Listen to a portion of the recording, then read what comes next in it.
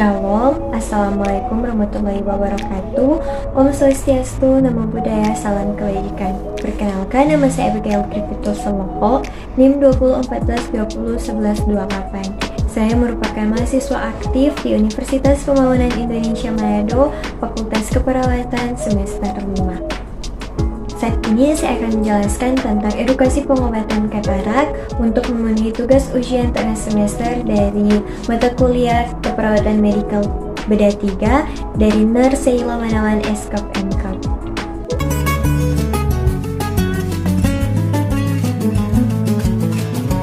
Katarak adalah suatu penyakit ketika lensa mata menjadi keruh dan berawan. Pada umumnya, katarak berkembang perlahan dan awalnya tidak merasa terganggu. Tapi lama-kelamaan, katarak akan mengganggu penglihatan dan membuat pengidap merasa seperti melihat jendela berkabut, sulit menyetir, membaca, serta melakukan aktivitas sehari-hari. Penyebab yang paling umum yang kita temui yaitu akibat proses penuaan atau trauma yang menyebabkan perubahan pada jaringan mata. Lensa mata sebagian besar terdiri dari air dan protein. Dengan bertambahnya usia, lensa menjadi semakin tebal dan tidak fleksibel. Jika katarak tidak terlalu mengganggu, hanya akan disarankan untuk menggunakan kacamata baru untuk membantu kamu melihat lebih baik. Tapi jika katarak mengganggu dan menyebabkan penglihatan semakin memburuk dan sulit menjalani aktivitas sehari-hari, maka akan dilakukan prosedur operasi untuk pengobatan yang bisa dilakukan untuk mengatasi masalah mata tersebut.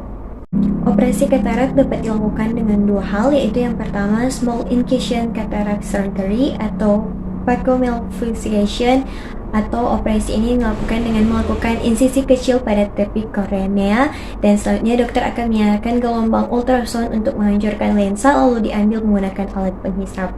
Selanjutnya ada extraocular surgery, di mana operasi ini membutuhkan insisi yang lebih besar untuk mengeluarkan inti lensa yang berkabut. Selanjutnya sisa lensa yang dikeluarkan dengan menggunakan alat penghisap. Pada proses kedua jenis operasi tersebut, lensa buatan yang disebut juga lensa intraocular dimasukkan untuk menggantikan lensa yang asli. Diagnosa keperawatan, defisit pengetahuan berhubungan dengan kurang terpapar informasi dengan kode D.01111. Intervensi edukasi kesehatan dengan kode I12383. Saat memberikan intervensi, kita harus menjelaskan faktor risiko yang dapat mempengaruhi kesehatan, anjurkan perilaku hidup bersih dan sehat, dan anjurkan strategi yang dapat digunakan untuk meningkatkan perilaku hidup bersih dan sehat. Judul penelitian yaitu terapi suportif meningkatkan motivasi untuk melakukan operasi katarak pada pasien katarak di wilayah kerja Puskesmas Temperujo, Kabupaten Jember. Autor Siswoyo dan kawan-kawan tahun 2018. Metode penelitian yaitu pre-experimental one group pretest design.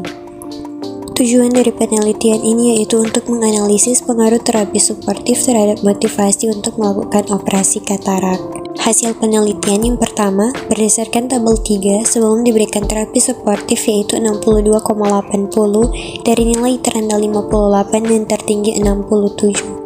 Dari hasil penelitian ini membuktikan bahwa satu penyebab pasien tidak melakukan operasi katarak yaitu karena adanya rasa takut dan kurangnya biaya serta kurangnya motivasi internal maupun eksternal yang dapat mengubah pola pikir negatif mengenai operasi katarak tersebut.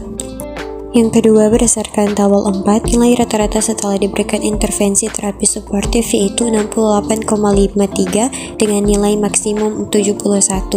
Hal ini menunjukkan bahwa nilai rata-rata setelah diberikan terapi suportif hampir mendekati nilai maksimum. Hal ini ditandai dengan 3 indikator motivasi yaitu daya tarik, usaha dan prestasi dan imbalan. Hasil dari uji dependent t-test TED diperoleh nilai p-value 0,001 dengan p kurang dari 0,05, yang artinya ada pengaruh terapi suportif terhadap motivasi untuk melakukan operasi katarak pada pasien katarak di wilayah kerja Puskesmas Temperujo, Kabupaten Jember. Yang ketiga, berdasarkan pada tabel 5, terdapat pengaruh pemberian terapi suportif terhadap motivasi untuk melakukan operasi katarak yang dapat dilihat setelah dilakukan uji T-dependent menunjukkan bahwa T-hitung yaitu 7,433 dengan nilai probabilitas 0,001 dengan P kurang dari 0,05. Maka HO ditolak yang artinya terdapat perbedaan motivasi untuk melakukan operasi katarak sebelum dan setelah diberikan intervensi terapi suportif.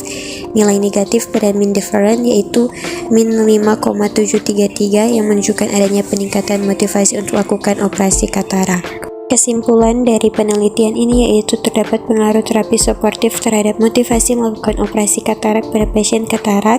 Terapi suportif ini dapat meningkatkan motivasi, serta perawat dapat melaksanakan intervensi terapi suportif untuk melakukan deteksi kendala dan masalah yang dialami oleh penderita katarak dan keluarganya, sehingga dapat meningkatkan motivasi pasien untuk menyelesaikan masalahnya.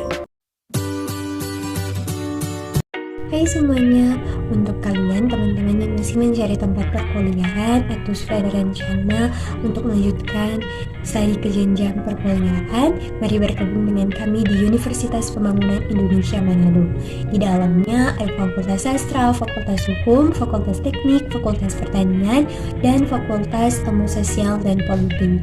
Dan di kesempatan kali ini, saya ingin mengajak teman-teman semua terlebih khusus untuk masuk di Fakultas Keperawatan. Fakultas Keperawatan kami sudah terakreditasi, Bu. Kiranya kalian semua dapat bergabung dengan kami di Universitas Pembangunan Indonesia Manado dan membuat UNPI semakin jaya.